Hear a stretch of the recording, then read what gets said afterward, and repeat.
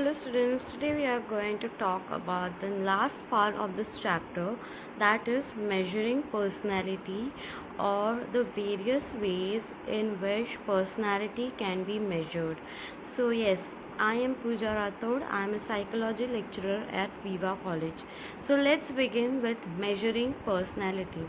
Now, we have studied in this entire chapter what personality is and what are the types of personality. It is very much important to measure the personality of the person. So today we are going to see that. Psychology seeks to measure personality through a number of methods: behavioral method, self-report inventories, projective techniques, and psychoanalytic methods of measuring are as follows. So there are four methods in which you can measure the personality, and we are going to see the first three measures of it, that is behavioral analysis, self-report technique, and projective technique. Now, what is behavior analysis? Psychology entirely is about behavior, studying the behavior of the person, and by seeing the behavior, we can judge the personality of the person. So, in behavior analysis, we are going to see the two methods of analyzing the personality. The behavioral techniques such as interview and the observation, etc., help in assessing the personality of an individual. These behavior techniques can be explained as follows. Now we will see the interview technique much in detail. For the observational technique, you need to go on the link which I will be putting on the description, where the observation method is already explained. So it was the first part of your chapter, that chapter 1, in which observation method was explained. So, like we all know what the interview is. Interview is the most common method of measuring the personality. Now, what happens in the interview? There are two people, interviewer and the interviewee. Interviewer is going to collect all the information from the interviewee, and that is what the interview is. Okay, so on the basis of the question asked, how that particular person is behaving, on that his personality has been noticed. So an interview is a process in which an interviewer tries to collect all the information about the personality of an interviewee by asking him or her the question. Okay, by with interview we can come to know what is the behavior of the person through his non-verbal language, like his body language and his posture. So if he is very much attentive, he is going to sit straight in the interview. If he is nervous, then he is going to shake his hands or legs. Okay, so by that we can come to know that the person is very much nervous or anxious during the interview. So this is a one of the method of collecting or analyzing the personality. There are two types of interview which is much more important to understand. So the two types of interview, the first one is structured interview. Okay, now as the name suggests, structured, it means it is having a predetermined form, or it is having a particular structure which needs to be followed. Okay, so I will read over here. Structured interview is a type of interview in which total number of questions to be asked by the interview, the sequence of the questions, etc., factors are predetermined. No questions are added or deleted on the spot. Generally, industrial psychologists use structured interview while selecting a particular employee for a particular job. Okay, so now what happens in a structured interview is that the questions are already predetermined while asking the questions to the interviewee. Okay, so no questions are being changed on the spot. So that is a structured interview. For example, if there are 10 candidates who have came here for a job purpose, the interviewer is going to ask all the questions similar to all the candidates. Okay, so if there are 10 questions that are predetermined, same questions are going to be asked for the candidate 2 candidate 5, or how many ever candidates are there present in the interview. So that is known as a structured interview. Mostly it has been used by industrial psychologists that work for selecting the employee. Okay, so read more about this field, industrial psychologist. it is um it is a field related to selecting a job and working for product development, working for employee satisfaction. So you, as you know, that psychology is a wide field wherein you will find psychology in each and every field, like sports psychology, forensic psychology, child psychology, industrial psychology, clinical psychology. So you need to read about it and be updated that what are the careers that you can make in psychology. Okay. Next is unstructured interview. It is the opposite of the structured interview. In structured interview, we had a predetermined questions, whereas in unstructured interview, the questions are not at all predetermined. So it totally depends on the person or what questions to be asked. Okay, so depending on the responses of the interviewee, some questions are added or they are deleted. Okay, so such interview are being used by clinical psychologists, counseling psychologists, health psychologists, and sports psychologists, etc. So that is what I mentioned you earlier. So this type of psychologists use the unstructured interview. Now, why they have the need of using unstructured interview? Because what the interviewee is going to respond, on the basis of that they are going to frame a next question and ask that person. Okay, so that is a unstructured interview. I hope you are cleared with the structured and unstructured interview. It is a part of a behavioral analysis. Okay, so over here in this photo you can see clearly what the structured interview will look like and what an unstructured interview will look like. So in a structured interview it is predetermined, levels keep on increasing, whereas in unstructured interview there is no such things, any questions could be asked. Next method is the observation method. I mentioned earlier that in the chapter 1 video, this observation method has already been explained. So I won't be going much in detail about the observation method. So what is observation? It is observing any individual in various situations is what observation is. Okay, so for example, a psychologist can observe how the child behaves when the teacher is not present in the class, or how a factory worker behaves in the workshop when the supervisor is not present. So you are going to observe the person in his natural setting, that is known as a naturalistic observation. Okay, so over your child's natural setting would be his classroom, factory worker's natural setting would be his workshop. So you're not disturbing his environment, and observing him from the far off is a naturalistic observation. And second type of observation is participant observation, wherein you are going to be a part of that particular situation. So if a factory worker is to be observed, the observer or the psychologist will become a worker himself and be a part of that observation. So that would be a participant observation. So you will get a detailed information about it in the video which I have earlier posted. Okay, now this is the second method of personality analysis, that is self-report inventories. Now, as the name suggests, it is very much easier to understand. Self-report, so you are reporting about your own self in the test. If you have attended the last video wherein we discussed about the Nova project personality test of big five trait.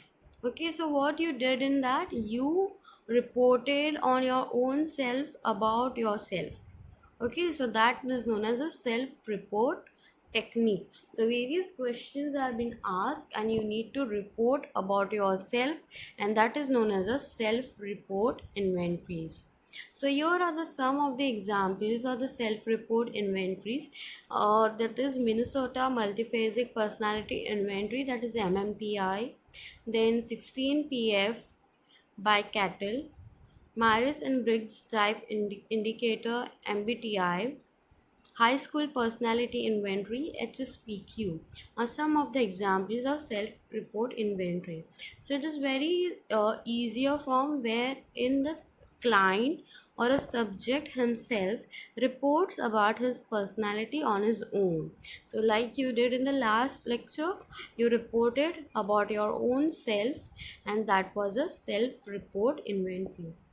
Okay, moving ahead, this is one of the examples of self-report inventory which is mentioned in your textbooks.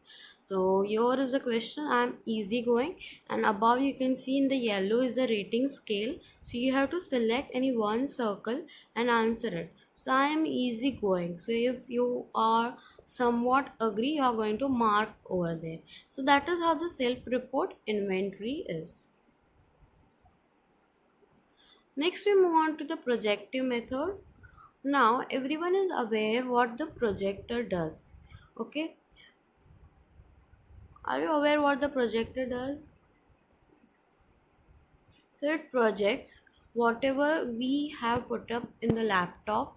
It is going to project on the wall. Okay, so same way this projective technique does.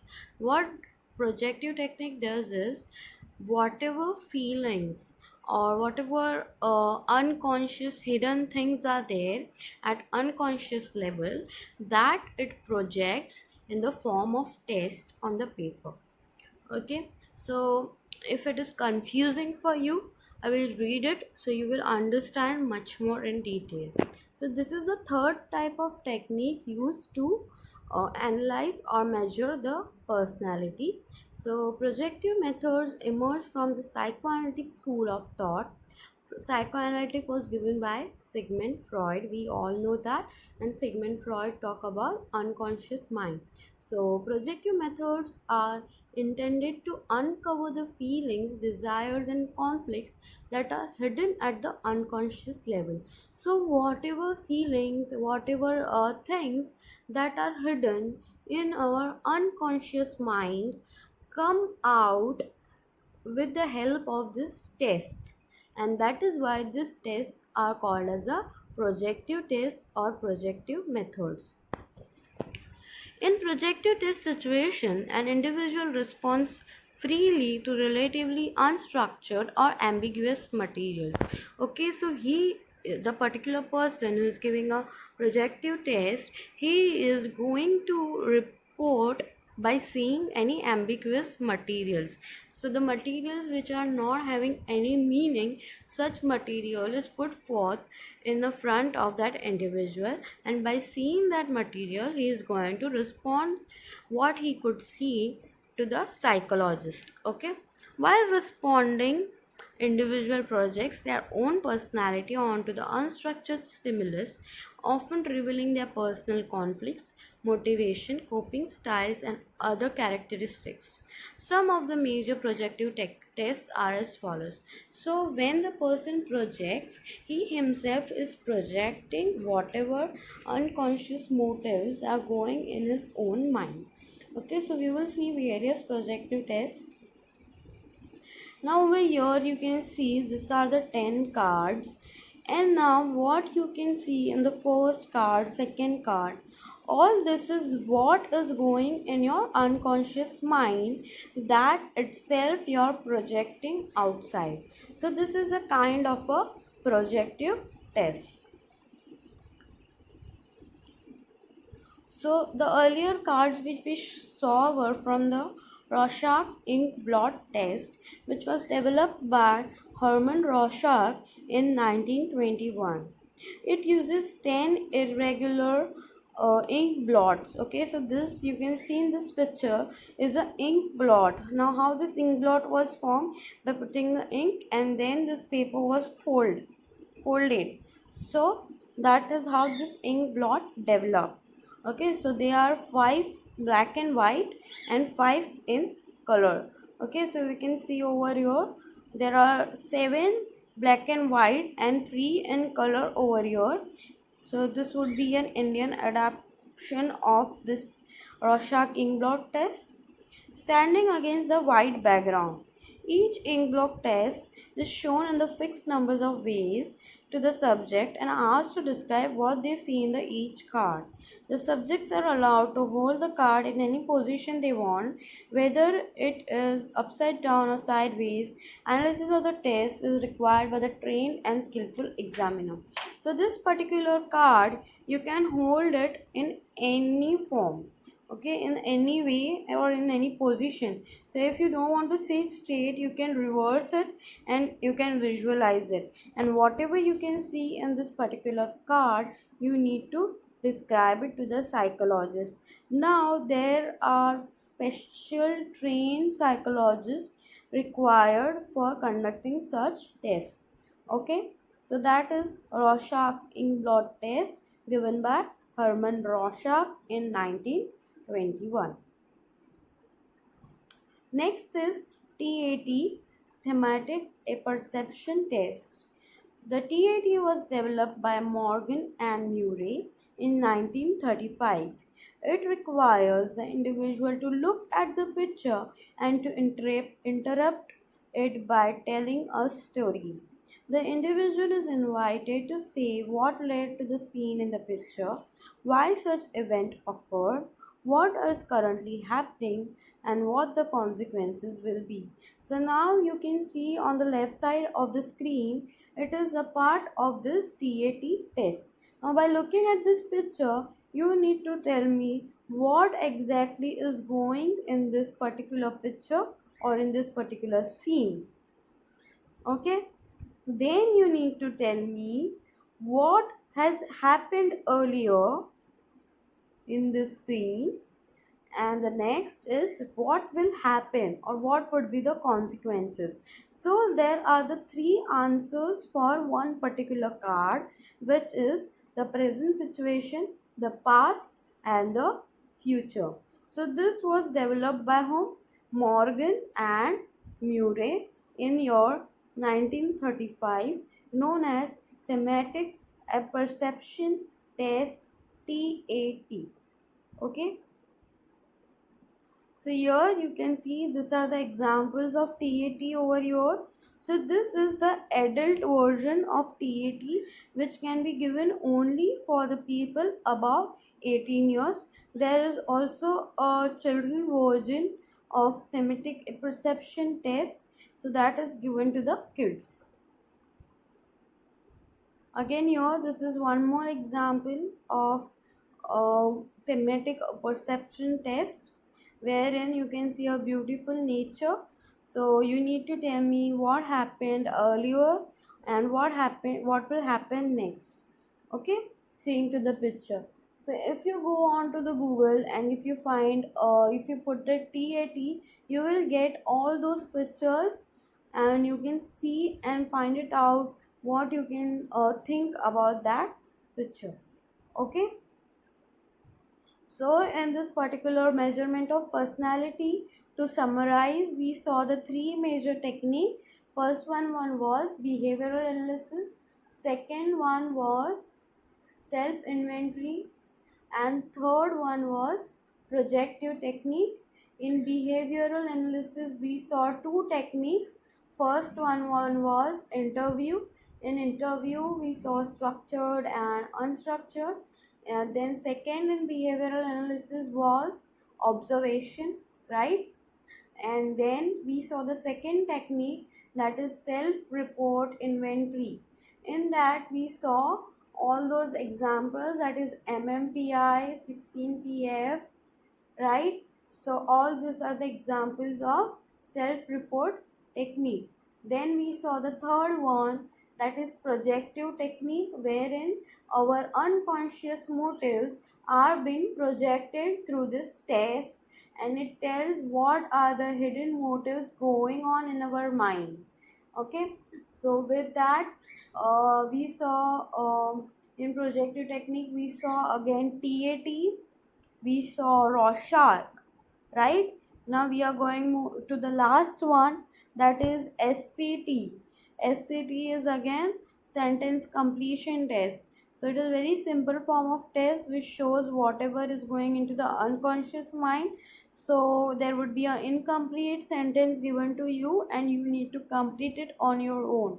So in activity 9 you can see the incomplete sentence and you need to complete it on your own, so that we as a psychologist can come to know that what is going in your mind.